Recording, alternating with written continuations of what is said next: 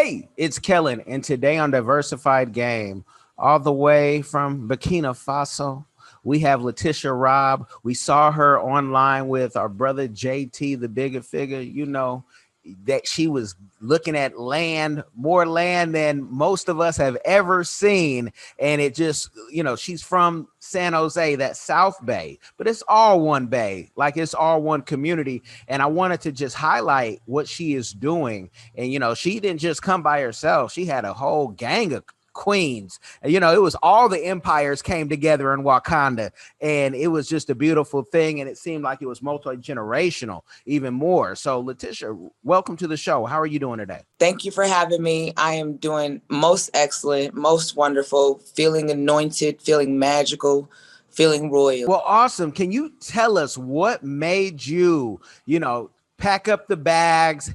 Is this a journey to Burkina Faso where you're like, I'm in paradise, I don't need to come back? Like, what started the journey? And is this your first time on the continent? Well, that's a great question. The journey to come to Africa started a long time ago in my mind. It started as a dream of mine to end up in Africa one day. But the planning of it started in about 2017. Right after the Great Eclipse, my life changed. And I knew that in order for me to be successful, I had to start planning to be outside of the United States. So in 2017, I got the real feeling. By beginning of 2019, I was living in Puerto Rico. The reason why I moved to Puerto Rico first instead of Africa was because I'd never been to Africa. I don't know anyone in Africa. I don't know where in the 55 countries to go, but I did go to Puerto Rico a few times, and it was close to America, still used the dollar, still had some similarities, but it was a place that I could de-Americanize and then figure out how I was still getting to Africa. So I was always looking at Puerto Rico as a pit stop. It's just a pit stop. It would never end up being my full home, but I would start business there, would do business there. I put out something into the world, or just to the universe, saying, I want to go to Africa, but somewhere besides South Africa or Ghana. And the way that the Manifest Queen works is I put these things out into the universe. I believe that they're so before they're happening. I believe I'm already there. And then things start to manifest and come to me. So before I knew of JT's endeavors in Burkina, I'd already decided that I was moving to Africa. How? That's not my place to figure out. The universe will bring the things to you if you just decide, if you just do a little bit of the work. One of my friends reposted or liked or something JT's videos about Burkina Faso, Africa. And I went to his YouTube and watched him for a good month or so before I decided that I was going to purchase some of the land in Filmo, Africa. The reason why I went through JT, because I heard a lot of horror stories about people not going through the proper procedures in purchasing land, only getting the government approval, but not the chiefs and the kings and the people in the villages and all of that. So I saw that JT had put a lot of that legwork in.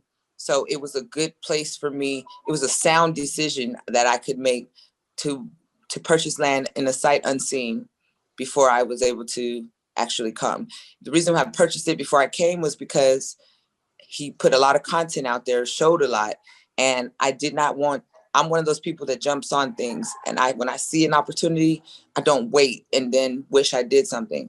The deal was super, you know what I mean? It was like something too good to be true to take.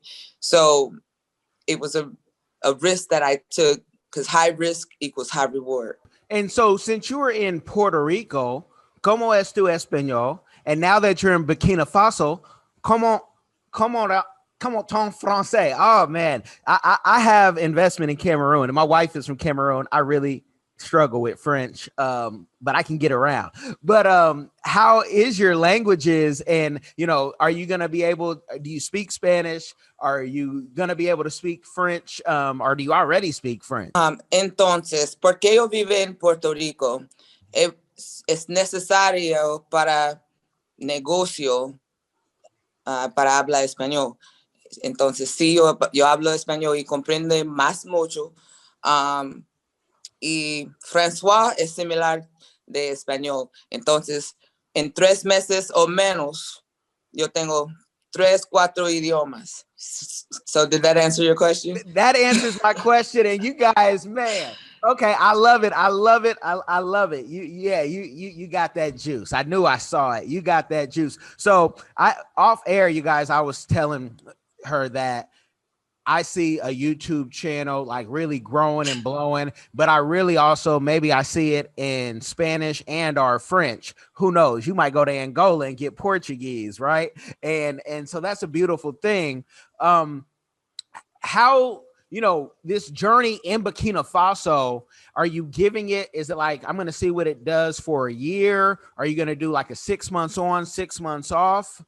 How's the plan? What's the plan? I just officially got accepted into the Masi tribe today by the king himself. I am home. It is no feeling that anything that you can go through in the United States that would give you a feeling of home. The United States, yes, I was born there, but let's be honest, we're not loved in the United States. I am loved here.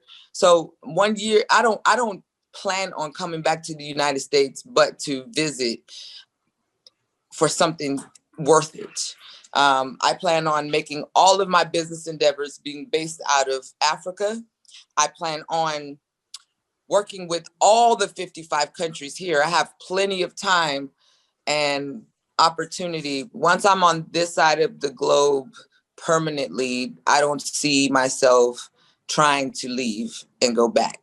I love that.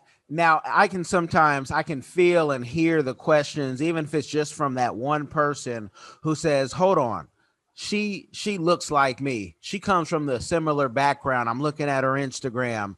I have maybe a similar business or want to start a business where I'm doing something that I can control. What can somebody do who says, I want to come out there, but I just want to make sure that my business won't die in the States? Because sometimes, out of sight, out of mind. But what would you say to that young woman I'm really feeling, or maybe that gentleman who says, I want to do it, but I don't know if I have enough money. I only have, $3,000 a month to live off of, but I can work anywhere in the world. Well, if you've got $3,000 a month to live off on that you're bringing with you, you can afford to live in Burkina comfortably. And having somebody come and assist you at your house as far as interpretation, interpreters, or even housekeepers, and even a driver, you can afford that comfortably and still have a little bit of change to do some other things. I would say that you definitely need an income already before you come here.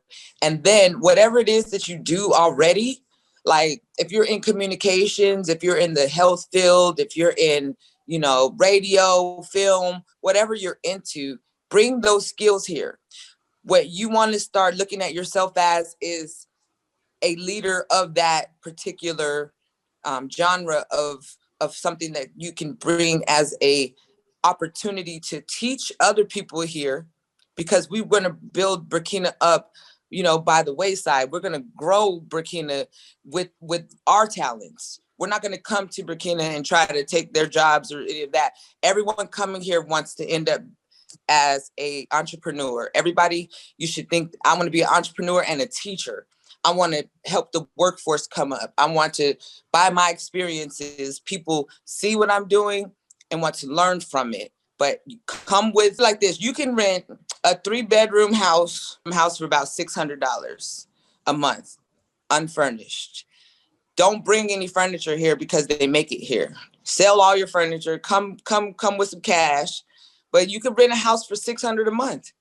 So if you got $3,000 a month coming in from the business you're already working from remotely, you're working with, $2,400. Got $3,000 a month coming in, $600 a month for a place, $2,400 a month other than, rent.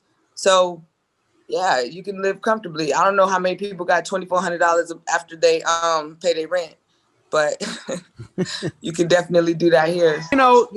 It's a new wave where everybody's making money online. COVID has really pushed businesses online, and I know in America we always get bad news, but there are some great stories out there like yours. So I like to highlight those of people who are making that money online and have written, multiple books. Yes, she is an author too, and has an online boutique where she also, this is no surprise if you've seen her, is her own model at times as well. Yeah, she can, I think Burkina Faso is going to get something on the fashion and the catwalk is it about to go to a new level out there.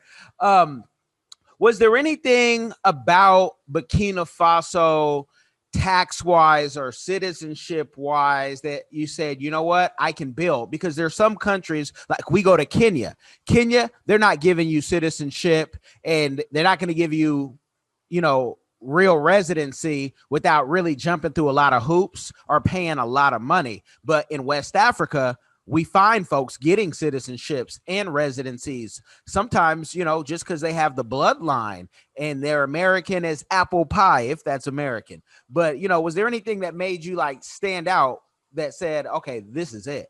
The government in I would just say Burkina Faso. I'm not going to talk about any other countries because I'm just going to talk from what I know.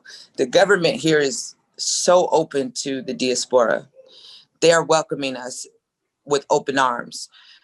They will help us, even like the JT was helped to get the land that he got. You could come here with information, you know what I'm saying, that they need.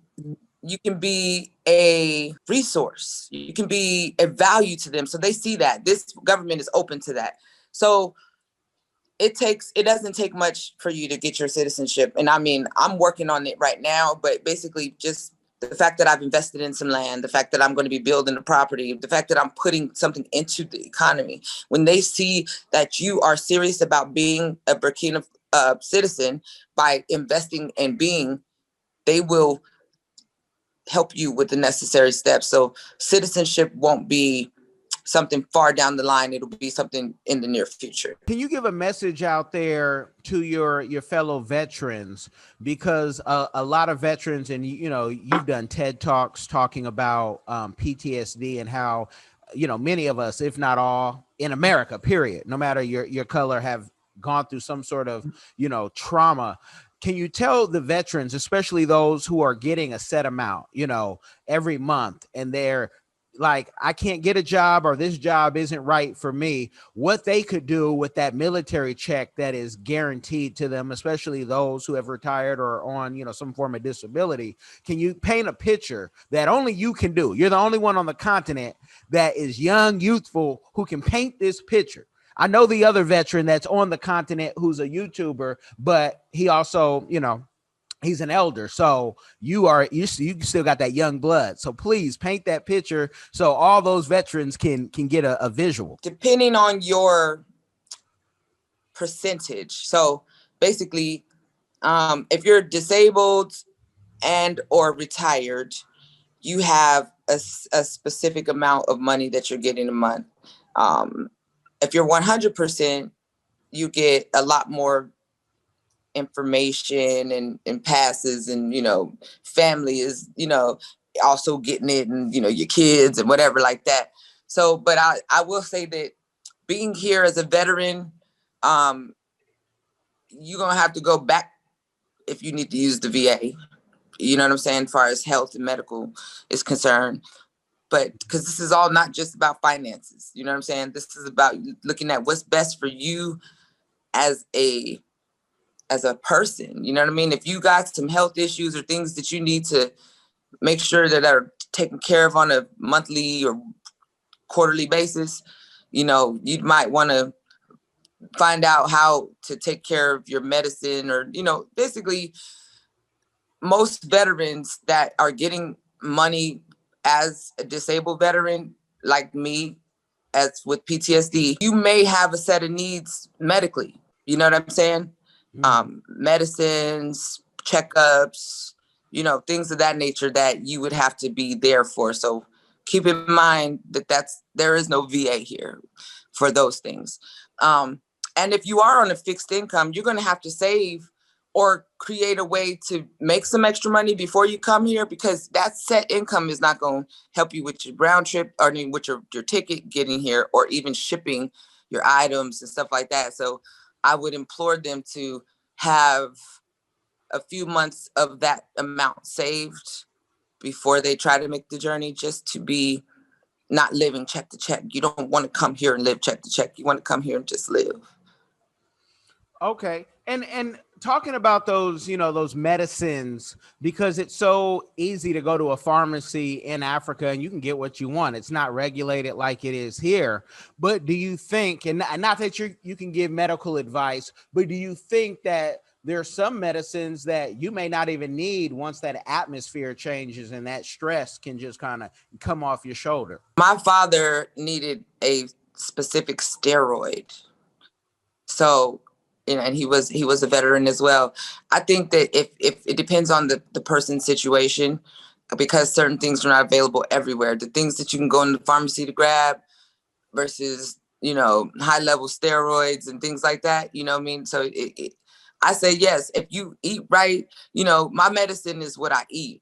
I'm a very organic eater, and I also drink alkaline water, because an alkaline body will kill, any disease can't survive or thrive in alkalinity.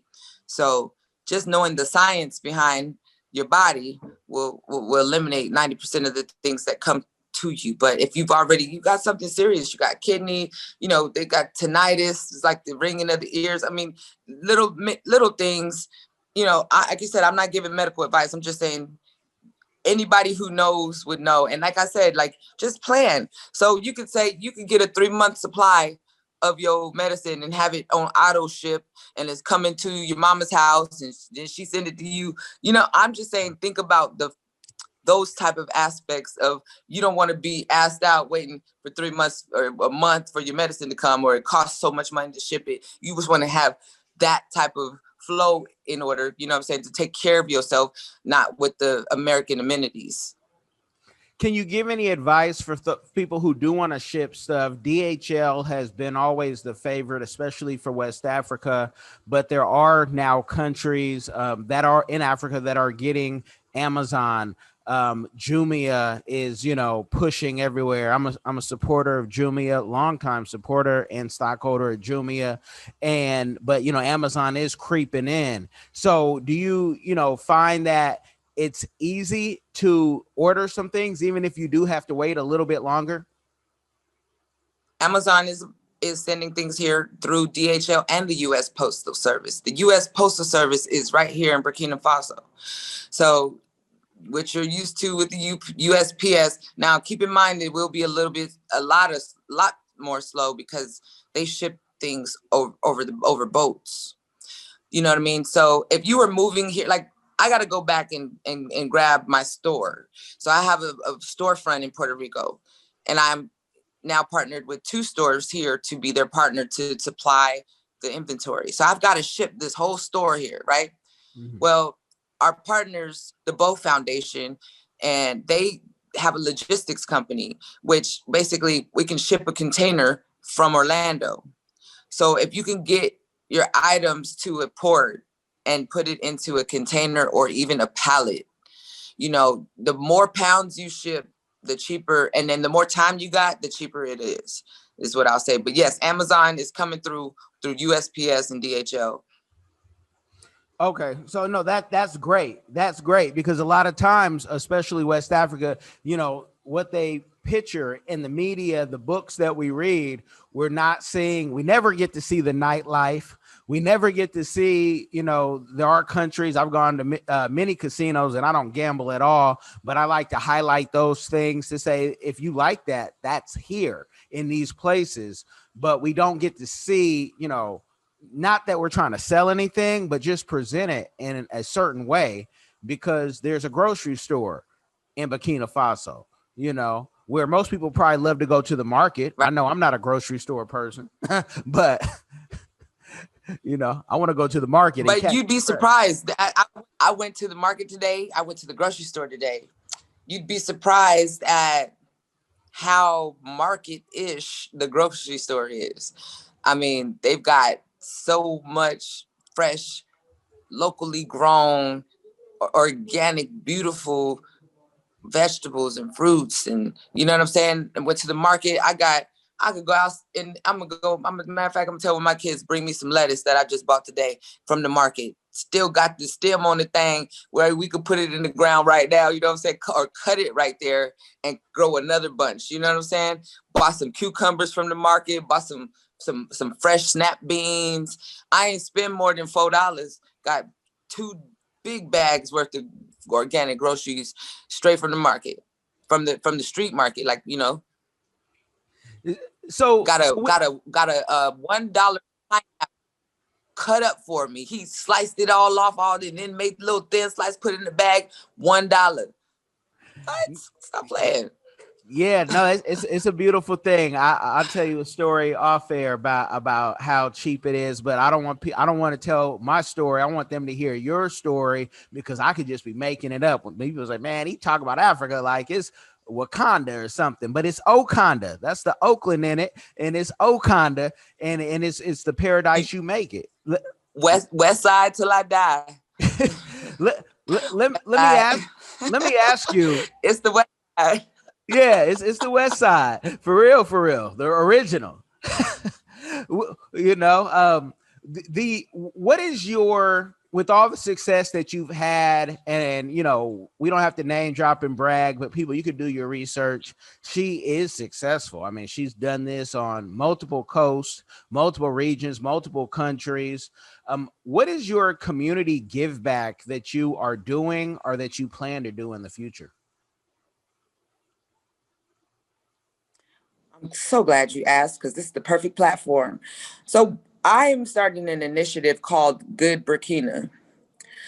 And what that is I was talking to my cousin, and she was like, yeah, I'm cleaning out my closet, you know, because I'm getting ready to go to Goodwill, drop off all these clothes, you know what I'm saying, because I've been accumulating stuff over the COVID. I'm like, no, you're not. You finna send your stuff to, you know, we're about to send it to Burkina. So you say that your location in Stockton, California for Good Burkina, and I got a location in Puerto Rico. My homies got one in Atlanta. There's one in the Bay. There's also one in DC, and now South Carolina. So basically, when I do the push, I'm gonna show the places that we have locations. We can do one we have one in Miami as well. So Good Burkina is the nationwide initiative for Black people that's always donating to Goodwill, and white folks turn around and take that and sell it and make a profit. We don't get any of that. We're going to do a Good Burkina drive, send a whole container full of donations from the Black diaspora to show that we see y'all, we want to help y'all, and I'm organizing a national effort, including the islands, to send all used good clothes, backpacks, whatever you have that you can give to these kids and villagers. That's one of the give back initiatives. It's called Good Burkina. And I need that link. I need that link, because you said Miami. I'll drive my stuff down there and, you know, drop off what my kids can't wear anymore, because you're so right. Those containers, they act like they're doing good, but majority of them are reselling it. So how soon can we get that link? Well, I have some travel coming up here soon. And so basically this initial trip to Burkina was a discovery trip. It was for me to get on the ground, touch the people, smell the air, taste the food, you know what it is that I'm getting into. Now, when I go back to the island and start to plan to send my things, I have a Zoom call with all of the states that will be having the locations, because there's a logo that I'm going to be sending out. We're going to have this on the bins or whatever. It's the Bow Foundation. It's the nonprofit organization here that's helping the diaspora. So in conjunction with the Bow Foundation, Good Burkina is the effort that's happening in the United States. So I will be more than happy to involve you in the Zoom, because you know, even your location could be, somebody might want to come down from Jacksonville or somewhere else, you know what I'm saying? In Florida. So, you know, we need more locations anyway, because people are all over the place. You know what I'm saying? Now, some people may, you know, wouldn't mind mailing them to the location, you know, depending on where they are. But at the same time, the more locations we have, the more we can say, hey, this Saturday on every location, we're having a drive. People are going to be out there. We're going to have signs and this, that, and third. People will know that all they got to do is know you're doing it and go right home real quick and go grab some stuff. You know what I'm saying? Basically, we're going to try to fill up a U-Haul, small U-Haul, and take that U-Haul down. You know what I'm saying? And the foundation will help with the logistics to get everything to the same place so that we can get it here. Okay. And, you know, you'll have to bear with me and go down this road with me and just, you know, forgive me later, but I'm about to get nosy. But I have my own drive that I want to do in the future. So it's nothing in the when the time is right. And I have to start that question off. I have to start it off by saying, how many times have you been offered bride price since you've been there? Because I want to bring singles over from America to Africa. Males, I'm going to say, get your bride price ready. Females, get ready to meet the family. Because one thing that African men and women, it's like marriage is, you know, it's still popular. And when they see you, I already know, they say, hold on. Who's your father? Who's your uncle? You know, let me talk. How many times have you found a suitor? And she hasn't even been there long, folks, but you got to go down this road and let people know how, you know, it is to be a Black American woman, have that American privilege, and how men are treating you. Well, this delves into the private part of my life, but I do have some things to talk about when it comes to that. I have a 21-year-old daughter. She's also here. She has never felt more loved, respected, and honored just to be a woman in any other place she's ever been in the entire world. These people here have shown us, it's almost like a dream come true, but basically, yeah, they're offering dowries, you know, bride prices already for you know, members of the family. I'll just say that. But yeah, I mean, we're not having an American experience when it comes to men. I'm not whistled at or hawked at or gawked at. It's more of a respect and a, you know, a regal response. And I don't need you to respond to this, but I think that, you know, even you might have brought your mother to Burkina as well. And I tell you, that bride price does not stop with age. So that's where she was going with that. She doesn't have to say it, but I'm sure mama has had her own offers. And I think that's a beautiful thing, because we are not, you know, us as a people, we don't feel appreciated. And you really get appreciated you get appreciated when you leave the country. And so I thank you for sharing that and going down that. I don't want to give the folks a game overload, but I do want them to follow you on the social media of your choosing. So if you have the Instagram or the YouTube set up, could you let the people know where they can follow your journey? So as far as YouTube, let's talk about that real quick. So I just never decided that I wanted to do a YouTube channel. And then when I was on the way to Africa, I was like, you know what, it might be good to go live on YouTube. So I tried to go live on YouTube, and YouTube was like, you're not qualified. I was like, what? And so I went and read the rules, and you have to have 1,000 subscribers before you can go live. I can post videos on YouTube, but the problem with that is I'm a spontaneous person and I'm a busy woman. I don't have the bandwidth to create videos. And so I would much rather be live or not put nothing up that's half-assed. Do you understand what I'm saying? So right now, Instagram is the place. My Instagram name is unapologetic_apology, spelled the way it sounds. And my YouTube is Queen L, but I do realize there's a lot of Queen L's, so I'm going to have to send you my link. And then, you know, if you have a place in your in this video where you can put, you know, the links to the YouTube and the Instagram so that the subscribers can go up. If the subscribers get up to 1,000, it'd be much easier for me to go live and have live videos there because, you know, I do a lot and I'm in meetings. So, I mean, a lot of the stuff is non-disclosure agreements and things like that. So I just, you know, I could say, hey, I'm on the way to the meeting and about to talk about this, that, and third. I'll be back in a minute. And then after the meeting, come back and say, yeah, this, that, and third. You know what I mean? That's the type of freedom that I need to do these things. So if you check my Instagram for the past few days, I've been trying to go live, explaining things that I'm doing and just ride with me, you know what I'm saying? Vibe with me. And that's more of the way that I would like to interact with people socially. You know, so there's that.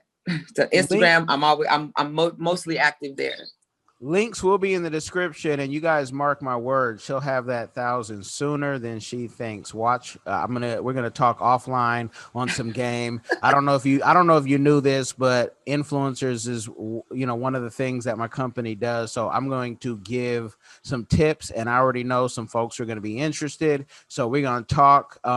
That's extra game. That's game overload, folks. So you guys like, share, subscribe, tap in, tune in, and we're gonna drive up that YouTube, and she'll be going live, and I got another solution for her on some content. So y'all be blessed. I thank you for coming on. Let's talk off air.